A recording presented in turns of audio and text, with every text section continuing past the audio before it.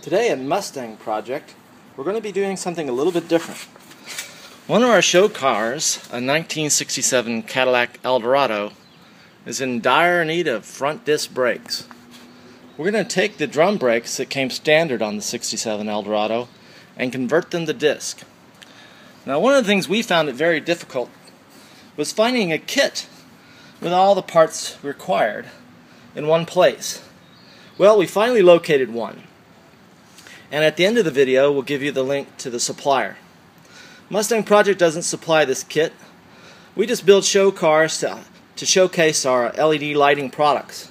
This particular car has a unique tail lighting effect that looks stock, but is really cool, bright, and different. We'll show you that at the end of the video. The kit comes complete with a spindle, which I assume, or so-called knuckle, with hub installed, which I assume is from a 67 or 68 Eldorado or Tornado. Not sure. The kit maker doesn't tell us. Comes with a caliper. Comes with the fittings for the caliper. Comes with the disc. The disc pads. Now we're also going to replace the front CV joints in this car, because once we'll have the car all apart, we might as well do that, as that's a common failure component. The first thing we're going to do is we're going to remove the drum. We do not have to remove the brake assembly. We're then going to remove the lower ball joint bolt and the upper ball joint bolt, and then we're going to pop out both studs and remove the entire spindle and CV joint. So we removed the drum. We do not have to remove the entire brake mechanism. We're simply going to remove this cotter pin and the nut. You will have to use an air impact tool, and you'll have to use the proper drive or a long breaker bar. Don't try to take this off with a crescent wrench or anything like that. This is torqued with over 100 foot-pounds, so it's very tight.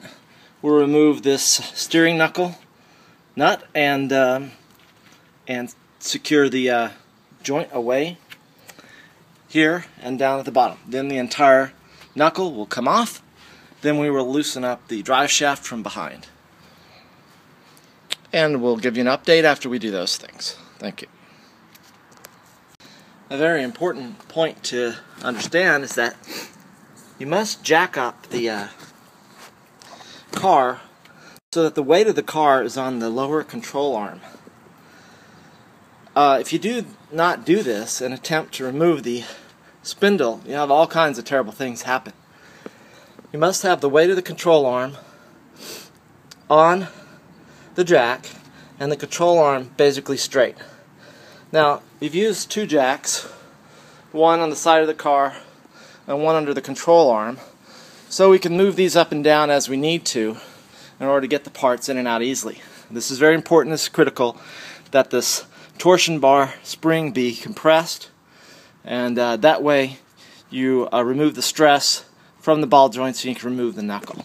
Okay, we have removed the nut underneath the upper that secures the upper ball joint and the lower ball joint stud there. By the way, we also wanted to mention that never get under a car without appropriate safety measures. In this particular case, we have a jack stand and two jacks. So even if both jacks fail, the jack stand is rated to hold up the entire car, and both jacks are rated to hold the car. So we never get underneath a car without having two or three supporting devices, at least one of them being a jack stand. That's my personal rule. Next, we will use the puller to remove the lower stud from the ball joint, and you have to use the right size puller for these cars, or else you'll have all kinds of difficulty. We always put the nut almost all the way on, or just covering up the top of the bolt there, the stud, so that it won't mushroom out. Even with the pusher, sometimes that will mushroom. So we screw the nut on and leave it on there during the pulling process. Okay, we have removed the lower stud. You can see we use this stud puller here. It's very important to use the right stud puller for the right type of fitting. And you can see that it's dropped down and is ready to have the top one removed. Okay, we've removed both the upper and the lower ball joint studs, and the entire knuckle has been removed. You'll notice that it was not necessary to disassemble any of the brake assembly, since the whole component comes off. It's one big part. We simply cut the hose since we're going to be putting new hoses on in any case. It's very important to use the right tools. We use this tool for the lower stud, and we use this tool for the upper stud. It's pretty hard to get these tools in the right place. We have to adjust the control arms up and down to just the right pitch. That's why it's important to have this jack underneath the control arm so that you can adjust them. And now what we're going to do is remove the shock absorber, remove the CV shaft and joint, clean all this up, and replace them with the new components. Then we'll put on our new knuckle. That's the new knuckle there. Caliper, disc, mounting studs for the caliper back in, and we'll be ready to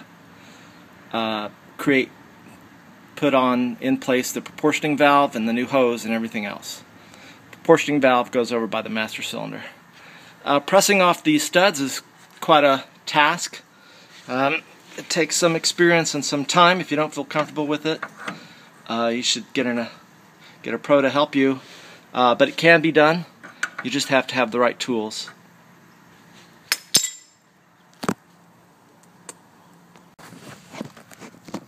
Alright, we also have to remove the old brake line, because we're going to take this opportunity to put a fresh new brake line in, of course. We wouldn't want to put in new disc brakes with the old brake line.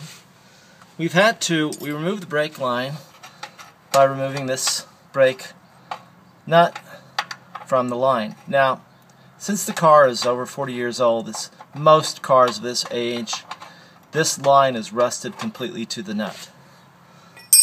What we did, and it doesn't always work, but occasionally works, is we soaked this with PB Blaster. It's a great product. 24 hours in advance. We flooded it with PB Blaster, making sure that this area was clean of grease so that it could soak in. Then we came back later and we were able to, believe it or not, break the nut loose. Normally in these cars you almost always end up rounding the nut in an attempt to loosen it, and in this case, even after 40 years, we were able to get it off. And I think that is due to the fact that we used the PB Blaster and gave it a lot of time to soak in there, and also we cleaned it of all caked on grease so that it could penetrate the threads. So now we're going to remove the drive shaft. There are multiple bolts that hold it around the circumference there, and then we will be able to remove the entire drive shaft. Okay, we've gone ahead and put on new bushings on our sway bar link. Once you have the car all apart, it's best to put new bushings any place that you can easily reach. We decided that the ball joints, although some damage to the seal was there and the lower ball joint had already been replaced, ball joints are very expensive for this car. It looks like they were in fair enough shape that we decided to use them as is, perhaps put new seals on. Now we've removed the drive shaft, as you can see, and we're going to replace it next. Okay, so we've got the new CV joint and axle assembly installed in the car. We've got the new sway bar bushings installed. We've cleaned it a little bit. We're about to install our brake hose to caliper assembly. That's always far better to install the hose on the caliper first, and then install the hose to the bracket and fitting back there. And we're going to take this opportunity to apply grease to all our grease fittings, since we've got pressure off the ball joints, and get them nicely greased up, ready for the final installation of the knuckle. So now we've installed the knuckle. You can see that we've attached the upper and lower studs. We have the caliper here, hose attached. At this point, we still have to install the driveshaft bolt and cotter pin. We have to tighten the bolts for each ball joint stud and put cotter pins there, and we have to install the rotor and the caliper. So you should install the rotor first, as the caliper goes over the rotor. So the rotor can simply be placed on like this, and then we'll secure it by putting temporarily one of the wheel lug nuts to hold it in place while we secure the caliper. We're almost finished with this part of the project. So here we have the finished installation of front wheel disc brakes in our 1967 Cadillac Eldorado. To review, we removed the steering knuckle, replaced it with one furnished in the kit. We also replaced the drive shaft, which was not required but something we wanted to do. Then we installed the caliper and the rotor. It's a good time to look at all the bushings and the ball joints. So this kit is unusual in that very few kits of this type are made for 67 Cadillac Eldorados, being a relatively rare car. We're going to, a little bit later on in this video, we're going to show you all the LED products installed on this show car. Essentially 100% LED in this car from stem to stern, excepting the special headlights, which are incandescent. But we'll show you those in a minute, and here's the finished installation overview once again. It is a fairly large job. It's not something that you can tack in a couple of hours.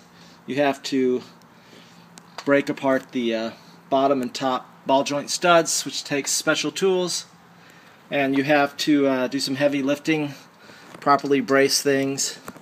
It's a difficult job, but well worth it.